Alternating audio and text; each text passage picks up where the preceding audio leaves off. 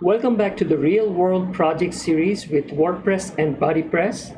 In this video, we'll look into the advanced filter modal launch and dynamic UI UX creation using ES6 JavaScript, Bootstrap, and jQuery. Let's get to it. All right, we are back at the athlete index page or member index page. The last video we covered the functionality, whatever is happening in the backend of this other filters or advanced filters and the drop-down modal, and once we choose it, how these menus are available and how these filtering functions take place. Last time we had a diagram to explain all the inner workings, so this time we're going to start right away by getting into code. But before we do that, we have another diagram which shows the UI functionalities, just how we come up with the UI. Before we get into the nitty-gritty of the advanced filtering system, I would like to show, basically I would like to narrow it down to this UI functionality, how this drop down is happening and how these two base filters and sport specific filters are showing up. So let's go to the diagram.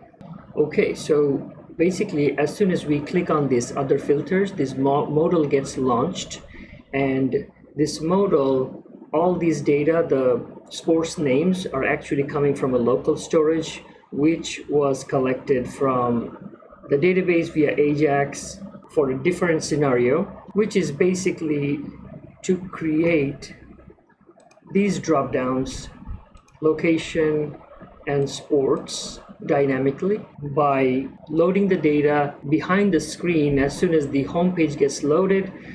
And as an evidence, we can go to the application and ASM local. This is where they are. This is the local storage data I'm talking about. So once these sports items are loaded from the local storage, these are activated with JavaScript. So as soon as somebody clicks on a specific sports item, initially what happens is all the filters, all the menus, for example, this is the base index page, base filters. This menu is available and visible. But once we go and choose something here, these two becomes available and visible. But the truth is they are always there. Even when we are at this page, they are actually behind the screen being hidden. So just like here, they are actually hiding behind the screens.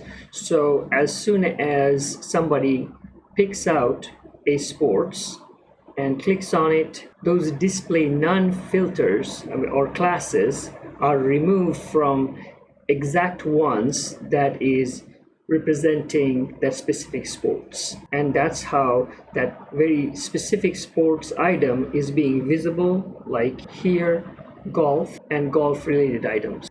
So now let's get to the code to see what's happening. All right, so now that we have a better idea about these guys and the menu items being hidden and everything, so let's go take a look at the actual JavaScript that's launching this modal. At this point, we are going to focus just on this other filters button and the modal launch, and according to the sports item that's being selected, how we are generating that sport specific item on the menu. So let's go take a look at the HTML first and then get to the JavaScript. All right, we're back in the code.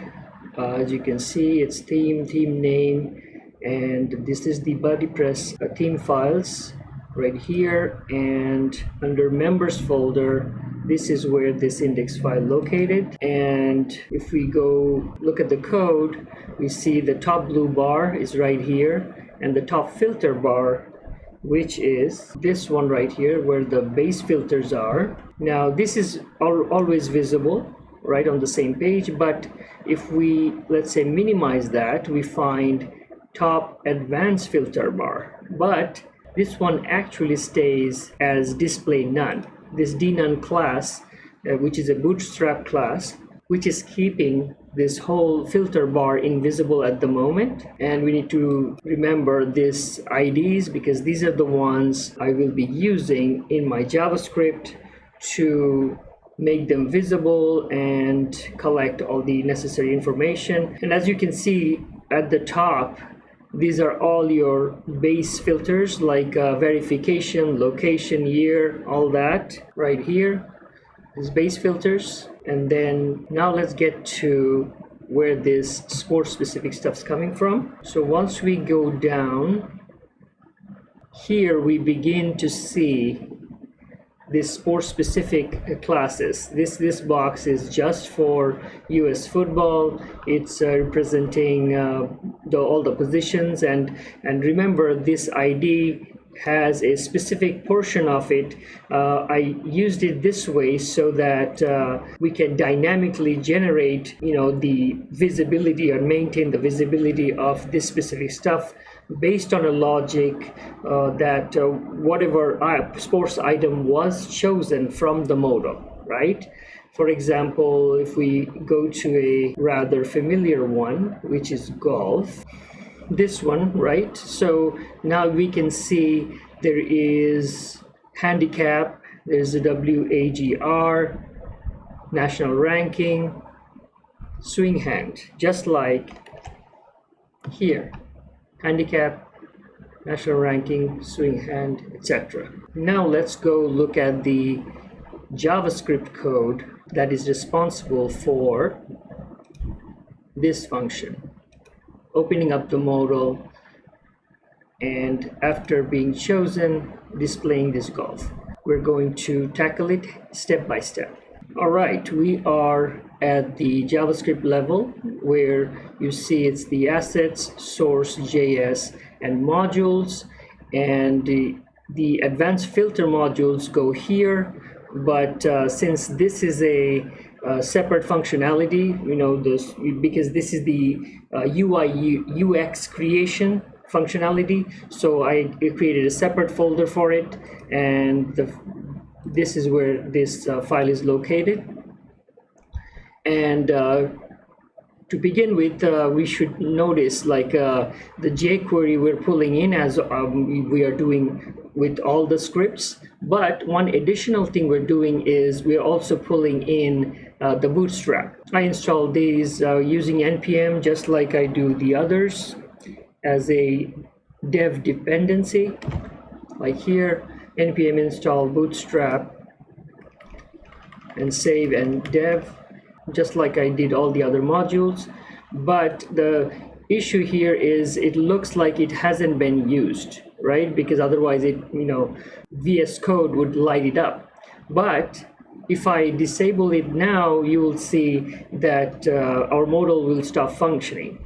Maybe the Bootstrap exactly is not being used, but things from inside this functions are used. So anyway, so now another thing is I'm extending this advanced filter partner class, which is coming from the athlete advanced filter, which is this guy right here. Only reason I'm extending it here just so that we do know that we have a reset filter, which is common everywhere. So just so that I don't have to rewrite that same function, right here I'm just calling that reset filter function from that specific class. As you can see right here, it shows where it's coming from. VS Code is great this way. So I'm calling super reset filters, and that's the only reason I'm actually extending this. So that's a parent class. Other than that, now let's go function by function and ID by ID. Let's focus on first what is being used just to launch that modal, by which I mean just this. Clicking on it and launching the modal and generating all these sports items and making them clickable, right? So let's go back.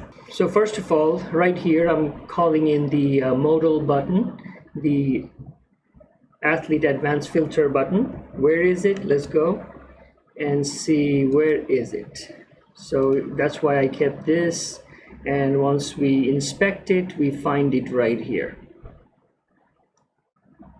So that's how I'm pulling in that button, and right here I'm actually adding an event, click event, to this modal button, and the click modal button handler function is right here. So this is using the filter switch modal as an ID, right? So where is it? Let's go check up on this. Right here. Filter switch modal, this is the ID, and right here dot modal, this is actually coming from, look at that, as I highlighted, you can see right here it's coming from the Bootstrap. So even though at the very top this is not lit up, or that, you know, that shows I'm not using it, but when we get here, it is actually using this function from inside that Bootstrap module. And here I'm actually setting it up so that the backdrop is static, and keyboard functionality, I'm turning it false because I'm a little bit customizing it so that here, when usually the Bootstrap modal, when you click on this side, like here, they go away. But here I'm actually kind of making it static so that the user cannot just go away quickly, because this way I'm asserting the importance of their choice, because based on this we're going to generate dynamically another set of dynamic menus and such, right? So I'm giving them only way out is this. So that's why I kept it to a static situation. This very function is actually launching that modal.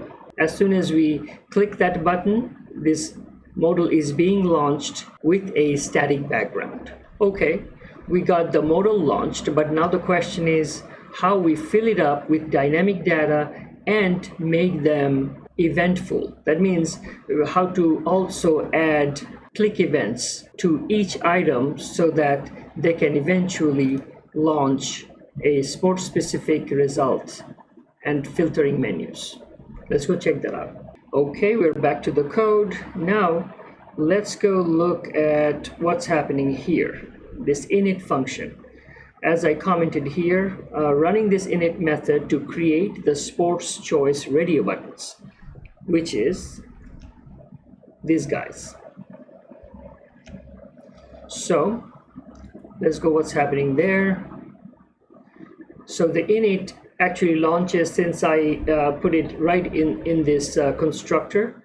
So as soon as this JavaScript launches, what it does, it goes ahead and collects the data from the sports data from that local storage, which is shown right here. This is local storage, local sports is the variable. So that data is collected as a string, and from that string we have this double slash as the separator. So I'm actually splitting it and putting it into an array based on these slashes. Let's go see why. Because if you look closely here, you'll see all the sports names, the values are within 2 slashes right here. So these are being used right here to collect the specific sports data and put them into this array. Once this array is created, then I'm using ES6 map function to go ahead and collect those specific sports items, putting them into this variable and creating dynamically this radio input buttons with labels where this new item is the sports name, which is these guys right here.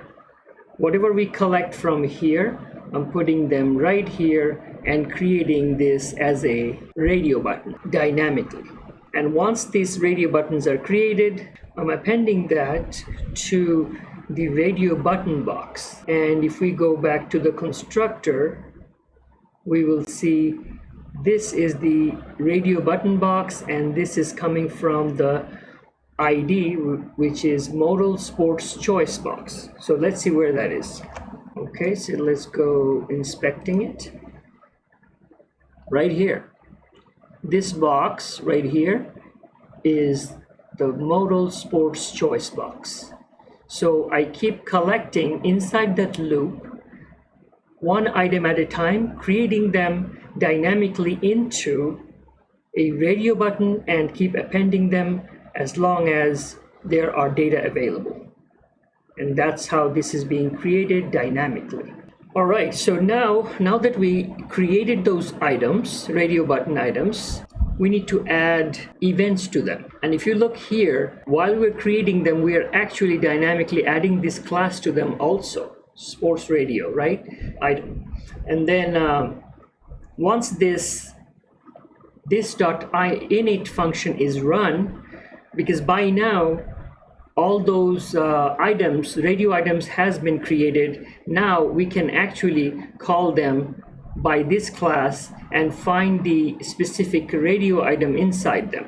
This is the actual radio button which we're going to add events to. Right? So we're collecting each radio from those radio buttons, and we will now go to set events, and now sports radio item on click, we are calling this function sports radio item handler, and this time we're actually binding this to this attribute, which is basically connecting this function with the overall class. Because if we don't do that, it actually belongs to that exact button only. But once we bind this to this entire class, then whatever we call here with this in the constructor, we can actually also reference them inside that very function, this one. So let's go find out what's happening inside this function, sports radio item handler.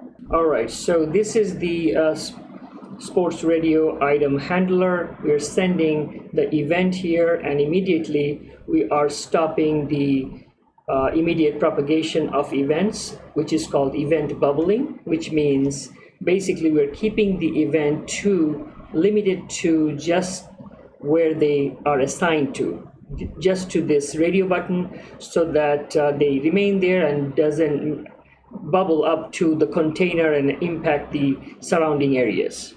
So that's what this is for.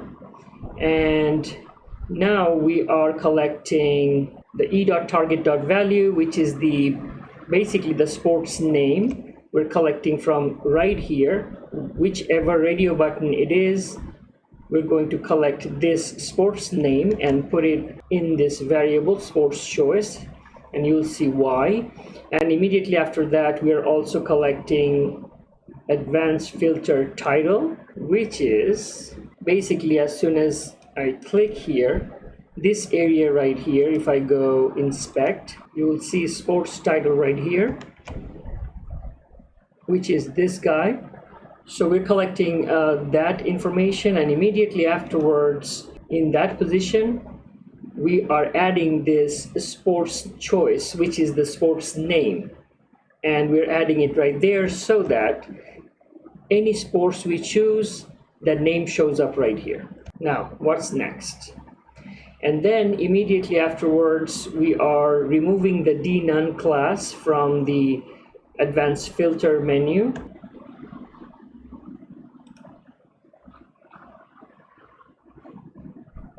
This guy right here. This is the top filter, the advanced filter. We already had the dnone, so that the whole thing was invisible. So at this point, we are just removing that dnone class so that this whole thing becomes visible.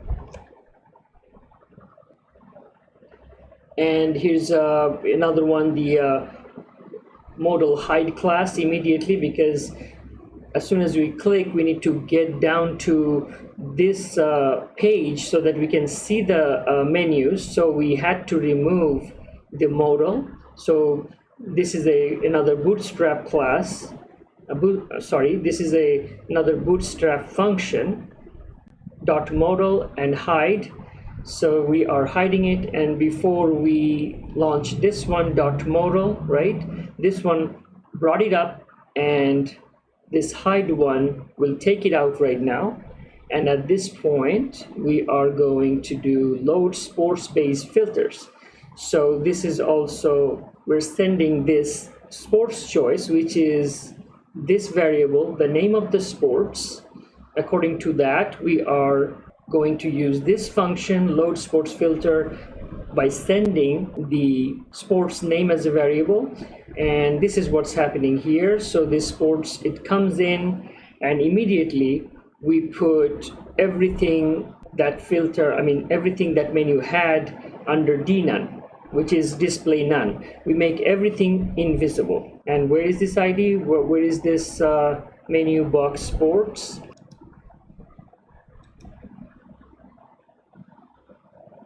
Right here. It's a generic class for every item.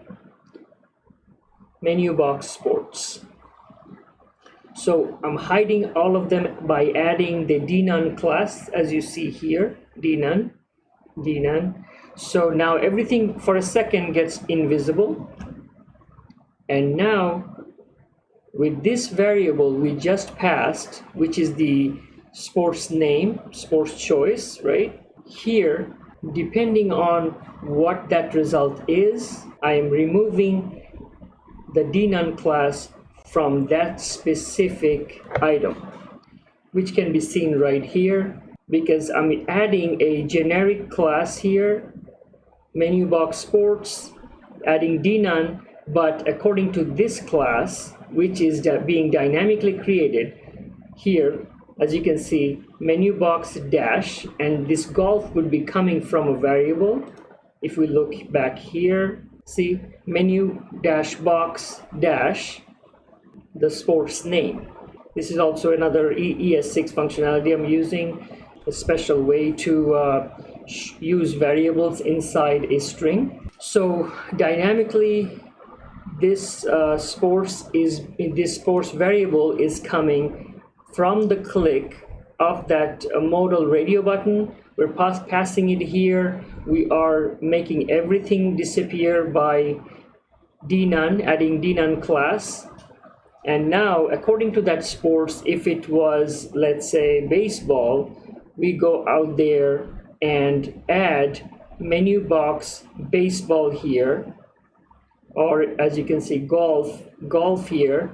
If we go back, see this guy. So automatically, that variable becomes this class. Once they do, we just remove that dnone class that we added right here, above here. So what happens is everybody else stays at dnone, which is display none, invisible, and that very specific one, let's say, let's do it again. Let's go with this, and let's choose golf this time. And now this golf is also being generated dynamically, and this block right here, which is right here, position, WARG, national ranking, and swing golf hand, etc. This guy is the only one being visible right now. The rest are having that dnone class added to them, thus invisible. So this is pretty much how this UI UX of these advanced filters are being handled. In the next video, we will go into further details of how we are actually doing this filtering using a special math-based algorithm, and also combining all 9 items, generating a pretty complex and long algorithm file, which you will see next time. So until next time, thanks for watching.